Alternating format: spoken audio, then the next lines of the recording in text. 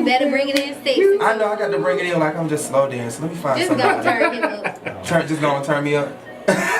Just go up out. Hey guys, what's going on? We are back in the building. You know I got my country cutie case to my left side. Yes, sir, I'm and here. you know I got my Papa Smurf, the smoothest talking asshole I know, on my right side. Yeah, I'm on here. Oh Lord. So we have a special guest in the building. Here I go. There I go.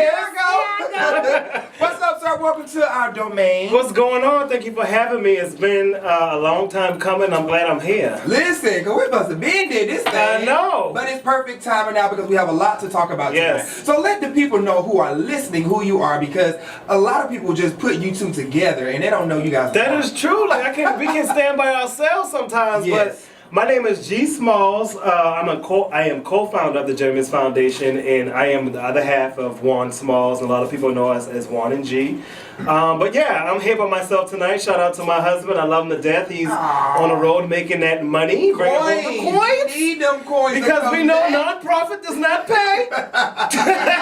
So we gotta do some other stuff. So I'm here representing the both of us tonight. So before we get into the Gentlemen's Foundation, let's talk a little bit about you. How long have you been in Atlanta, or are you from? I have been in Atlanta since 1995. I came here when I was 18 years old, so I'm telling my age. I'm 41. And I came here to go to the ride. I was serious about success. I would never get you 41. I'm 41 Yeah, years he old. looks amazing. Yeah. Wow. So you look like Jill Scott a little bit. People tell you that? I've she gotten don't. it before. She looked like a mini Jill Scott, like You don't get a Janet? small version. You don't get Janet? I get a little Janet too. I do get Janet. That's what she was waiting on. She wanted to just say Janet. She wanted Jill. Player principal. Jill was like, then we said Janet. That's me. Back to you. Call me Penny. Oh, don't get me hyped up. And you were saying? Yes, so I've been here since 1995. So I've spent most of my I'm about to living say, years you here in really Atlanta, are yeah. a Georgia But I am Peach from now. Charleston, South Carolina. I'm a Geechee boy at heart. No Yes, Lord, kidding. I am. I'm from North Carolina. Really? So I feel like when I have a Carolina in the Yeah. room, I just have to double up on Rainy because she Yeah. always has somebody from Alabama here. Oh, so you really are a country girl. Ooh. My daddy, Alabama. And where you from? Louisiana? Yeah, right. No, I'm from Alabama I know you a Geechee. I am a Geechee Gala boy at heart. I'm surprised you don't hear it come out. I've been here for, 20-something years. Yeah. So, Yeah. it's a mixture, but, no, that Geechee comes out. So you and your husband have been that look up to couple. Ugh, And so much pressure. I'll get ready to ask I you, bet. how do you handle that pressure, especially for the LG? That hair thing just threw me How for do you a loop. handle the pressure? Well, you know what? To be honest with you, it doesn't. I have not felt. Although it may seem like it's a lot of pressure, I haven't felt pressure to be married or nothing. You know what I'm saying? Like our relationship has always been our relationship, and those come with challenges. But the pressure of what the community may think of our relationship has really not had a large bearing. It does sometimes when you hear certain things, and it might bother you just from reading blogs and whatever the case may be. But when it comes to home and our relationship, from the outside, nothing has really touched that. I don't even think you guys were expecting to be No. that power couple. You guys just do y'all, and just everybody just started looking up to you. I think when I first moved here, you guys were one of the first names that I heard when it comes to being like that that prominent. I hate the word power couple because I don't really know what that means. What does that really mean? But that has been something that people have said about us. But Power couple means people who have first of all, people that we look up to, and then that are going strong, quote unquote, in the industry and have been together for so many years. Like we look at Will and Jada as a power couple, or the Huxtables were a power couple because they raised this family, they've been together all these years, and so on and so on. I get it, and I don't take it for granted. For one, that people would consider us a power couple. I don't take it for granted at all, but with that comes a lot of responsibility. Right. And I feel like for me, it's to make sure that people You know, because I think often we come with these labels, and when you see power couple, you think that it looks a certain way, and that there's just perfection going on. And we try to remain as transparent as possible that it's perfect for us, but there is no norm, there is no right or wrong way. We're figuring this shit out. And what the great thing that I think makes us a power couple is that my husband and I are able to allow each other to be human, to make mistakes, to say we fucked up, and let's try it again. And so we allow that room for us to do that. So that, to me, in my opinion, Well, that's makes us a maturity. power couple, because we've been broke. And that, you know, people might consider that power, but we've been broke together, we have money together, unemployed together, all of those things. And to me, that makes me feel like a power couple. I think one of the most things that where we relate and that I look up to you when it comes to this is that we both share that we have children. Yeah. And so when I found out you had a son, I was like, Yeah. wow. He's a senior this year in high school. So I know a lot of people want to know, I think you've answered this question probably on several platforms, but I want to ask it here. How does he deal with you having a husband? Because I know that he is a straight man. Yes, he is. He identifies as a straight man. And to be honest with you, it's all he's known. Oh, okay. Is he's only known his dad to be with a man. He doesn't even remember me and his mom being together. We were married and got divorced. But all he remembers, I told him at a very young age. That was very important for me to tell him at a young age, so there were no surprises. I feel like when you hide that part of yourself from anybody, especially children and my son, that is making a declaration that there's something wrong with you and there's something to hide. So I was determined that was not going to be my story. So I told him when he was 7, and ever since then that's all he's known. So if you would ask him, he was like, I don't know any different. That's just my dad. And he loves my husband. He loves Juan. Juan has been around since he's been 8. So that's just been his life. He doesn't know any different. Well, let's slide on out your personal life. Slide on out. Are we out? Are we out? I don't mind talking about my personal life. This is not the thing. I'm over here literally sitting on my hands because I want to ask about this gentleman's ball. Yes. That's what you asked me. I want it all. Yeah, I it's want it all. well, that's a good transition because the Gentleman's Ball actually really was born out of the relationship with me and Juan. Back in 2011, we decided to start an event production company, and we were starting to promote clubs and different things like that. And you know, I said I really wanted to have a second chance prom for the LGBT community because I had been to the prom with my ex-wife actually, who's my high school sweetheart. Love her to death. I've always loved her. But oftentimes, many of us go to prom with not necessarily people we really want to go with because we're battling these things on the inside and we can't be truthful about that, right? So the Gentleman's Ball was a second chance for those guys who were out of the closet, embracing themselves and all of who they were, to come out and show the world that we're not on a DL, we're not out of the closet, we don't fit all those stereotypes that you see on TV and media, and this was a chance for us to see different faces of what it meant to be a man in the LGBT community. So that's where it started, but as soon as we had the first Gentleman's Ball, it really became a movement of just standing in your truth. And so shortly after that, the Gentleman's Ball grew into the Gentleman's Foundation. And the Gentleman's Foundation became the catalyst for what the Gentleman's Ball was raising funds for. So first and foremost, the Gentleman's Ball is a fundraiser. A lot of people don't realize that, but it is a fundraiser, and we have several programs, and I just came from one of them. But one of them is our Circle of Trust program. We're very passionate about mental health and emotional health and loving yourself and self-affirmation. We know that's something that we don't get very often in our community. So we have weekly mental health support groups. We also have a scholarship program, and we also have a mentoring program. We have one-on-one mentors and mentees. And so the Gentleman's Ball celebrates and awards people in the community that are creating social change. It's a black tie event, open bar, celebrity entertainment, celebrity hosts. Please send us the file. All of that stuff. Like your weekly stuff. I didn't We know do. that you had. A lot of people don't. A lot of people don't. That's because the Gentleman's Ball existed 3 years before the foundation. And the Gentleman's Ball is an epic event. And I'm not just saying that because we created it. Right. It is like the Oscars and the BT really honors is. for our community. It really is. I want to ask a quick question because I keep hearing the word male. Are girls invited? I was just about to say, am I Yes. invited? And so the Gentleman's Foundation is about holistic health of black men. The Gentleman's Ball celebrates men and women in the community. So we have plenty of women that are allies, right? We're allies of a lot of the women's movements, if you will.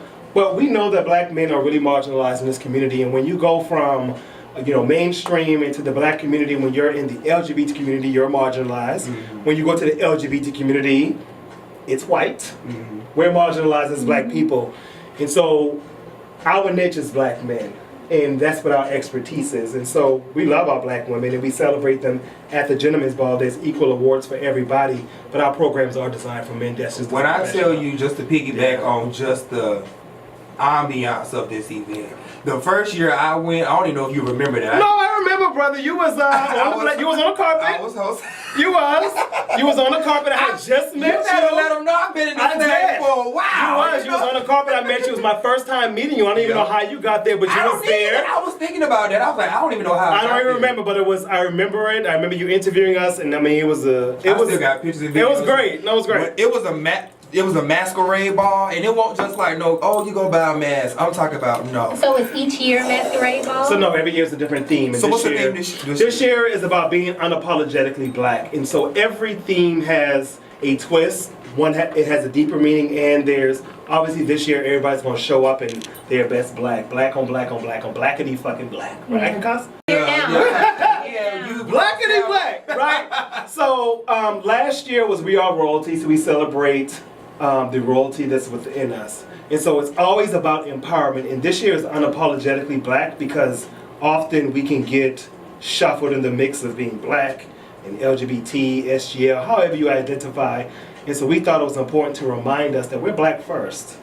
And with being black first comes with power. Our crown has been paid for, just as James Baldwin has said. All we have to do is wear it. So this year is about reminding us, before we LGBT, before we those things, no, we black. And so let's get back to just being black and being unified as a black community. And so that's what we're celebrating this year. And so people will express that in however they feel like what it means for them to be unapologetically black. So you may see some people come out in Wakanda wear, who knows? Well, that's what I was getting ready to say. No, you may see Wakanda this year. It is because that's the origin of who we are, right? As African people, and so that means different things to different people, oh, right? Yeah, I was trying to get my kente clothes. See, now you do it all. No. You do it all. Tell us real quick. I've seen some magnificent faces and names on these flyers. It's so so just many name people. drop. Just give us some. Just give us some. So this year we are celebrating. So first of all, the Gentlemen's Ball is hosted by Tammy PA, who is a local activist and local activist in the community and comedian. We think it's important to put our people on the stage because a lot of times, you go to these events and we put all of these people on the stage. We pay all of this money. But we're not affirming ourselves, and half of the times we put people on the stage who don't even affirm us at all. Exactly. They just so we believe in putting our people on the stage. So Tammy PA, as well as Terrell Carter, who is in the community, and he's out and proud of who he is, so they're hosting. But we are celebrating Mickey B, Guy Anthony, James Earl Hardy. I grew up off of James Earl Hardy. I don't know if a lot of your listeners know, but he's an author. And he introduced me to Black gay literature. We're celebrating Pamela Stewart, Kyla Broadus, Jussie Smollett, Alicia Garza with Black Lives Matter, Stacey Abrams, who's governor-elect. Please get out and vote. It's so important. We are at a crucial time right now. Please get out. Enrollment, people. Absolutely. We're celebrating Jensen Atwood, who was on Noah's Ark, who's being an ally of the community. A lot of times people know Jensen from being on Noah's Ark and they assume that he's gay, but he's not. And he is an ally of the community, has been for a long time, and I think it's important we celebrate those people, so we're celebrating him. Tweet in the building? Tweet is in the building. She's headlining, and we have a lot of surprises that we don't even... Right! Oops, you gotta love yourself, right? But yeah, so we have a lot of great people in the building. Funky Dineva's hosting the black carpet. Oh, come on. There's a lot of surprises that we don't tell people about, and you won't find out until after the Gentlemen's Ball, so don't be one of those people. Please get your tickets, Gentlemen's Ball. I'm on the carpet. I'll be right Yeah, you'll be there. Period Point blank. We got Q in the streets that's gonna be representing, giving all the CES. So, what are you expecting from this? You know what? my only expectation of the Gentleman's Ball every year, while we put in a lot of work for the production and getting the people here, and it costs a lot of money and it's a lot of energy. At the end of the day, I want people to walk away from the Gentleman's Ball feeling accepted, affirmed, and loved, and that's it. Mm-hmm. The entertainment, the show can be bad, everything can be bad, but if you walked into the room and you felt loving and affirmation, that's all I want. And it really is. That's all I want. Not even just No tea, no shade. Yeah, Right. and that's Literally. what I was gonna say. Not even because I'm a part of the community, but the event is so nice. And the first year I went, I was like, "Oh, next time I come, I have to step my game up. I'm gonna have to come ready." We deserve it though, right? We deserve it. Like, course. why should we have to step into other places that don't affirm us to feel this way? Mm-hmm. We deserve it, and my husband and I are so passionate about making people feel celebrated and worthy for who they are. You don't have to go anywhere else to be affirmed. You can come right here. You know what I'm saying? And that's what it is. Sorry, I do have a question. Yes. Because we've talked about all the positive things. Do you ever suffer any negative backlash? Yes, being in the red. A lot of times, a lot of people don't understand how much money it costs to do this. So sometimes, we've gotten to the point in the past 3 years where we're finally raising money, but every year it is a struggle because it does cost a lot of money to do it. And then a lot of people, a lot of times people just don't get it. And so a lot of times when things that people don't understand, they can criticize, especially if they haven't experienced the event. Mm-hmm. So, you get those people that talk like, why are these tickets so expensive? And what are you doing? What are they doing with the money? They think we run into the bank.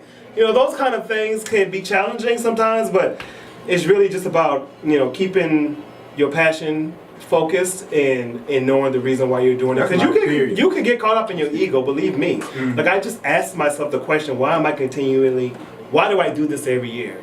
Like, I've proven that the Gentleman's Ball can be done. Like, why am I doing it? Is it just to feed my ego? Well, what really is it? But at the end of the day, because now there's an expectation from the community to experience this, I feel like it really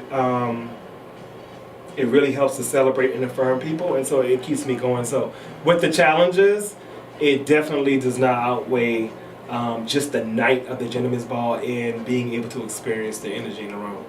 So here comes Nosy Q. Yo, Nosy, I'm an open book. I'm actually writing a book right now. It's going to tell you everything. So I recently have seen that you are about to be the best man to Melissa Scott from Love and Hip Hop Atlanta. Yeah, I was so excited. So that's huge. But the Nosy Q wants to know, because I thought that you guys were gonna have been being looked at for reality TV. Would you ever consider doing reality TV? Absolutely. So Warren and I have been working on doing reality TV since 2000 for the past 7 years now.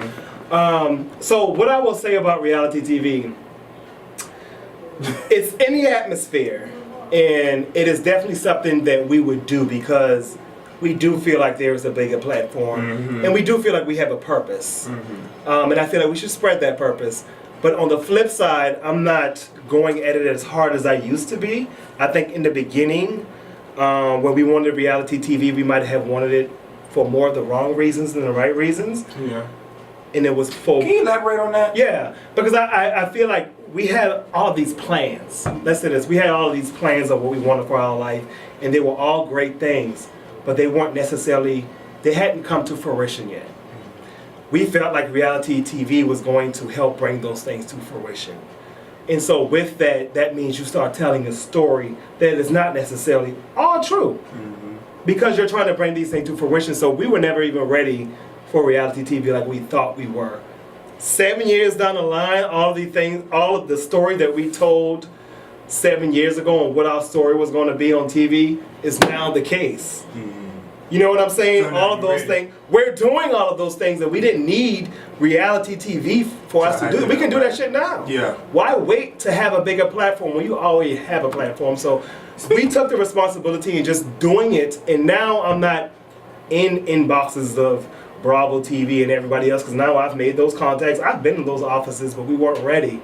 And so now we're just doing the work, and we know that the reality TV will find us. Because I just knew last year, I think we was having a conversation. I was like, I was side on you. I was like, oh, he.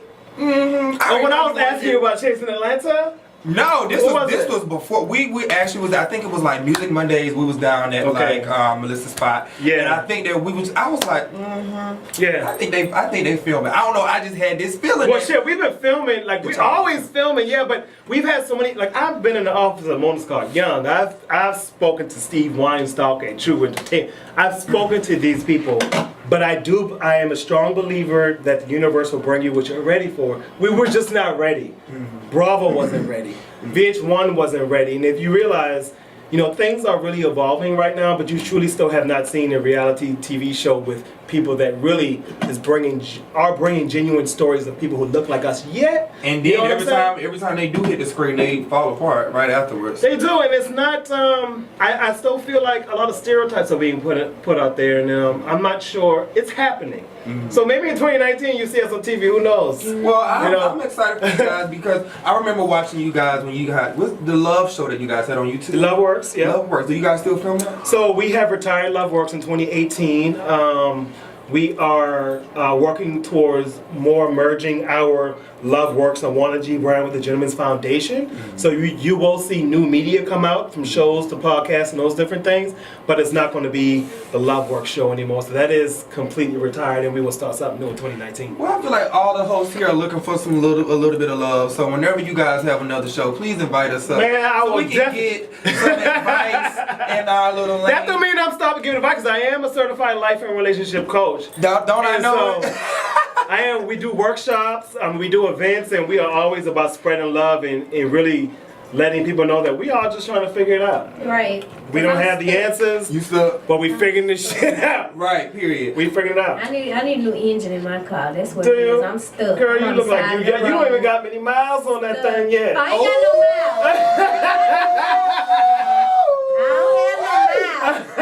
I'm saying in my You don't need a new engine already, though. No, I'm saying in like the relationship realm. I'm pretty much saying like I'm stuck in it. But we've had conversations before to like I'm at a point now where I'm being selfish with myself and I really want to focus on my career, and you know, being in a faithful, loyal relationships, I do feel like that's a full-time job. Yeah. And then it's kind of hard to be faithful and be all about this person, well, to me, and then try to do your own thing as well, because you have people, when you date someone outside of the industry, they don't understand that at the last minute if someone says, hey, come host this and be a part of this, and you drop it to do it, and you know, you may have Y'all to cancel had- plans. y'all had movie plans that like night. you're just not as available as you can be because you're chasing a dream and they Well, don't get it. But you got to find somebody who gets you. Yeah. That speaks to me. Let me tell you, when I first met my husband, and so I was a straight corporate IT guy. I was in the IT industry for a long time. 9 to 5, boom, boom, boom, right? Mm-hmm. When I met my husband, he was a songwriter.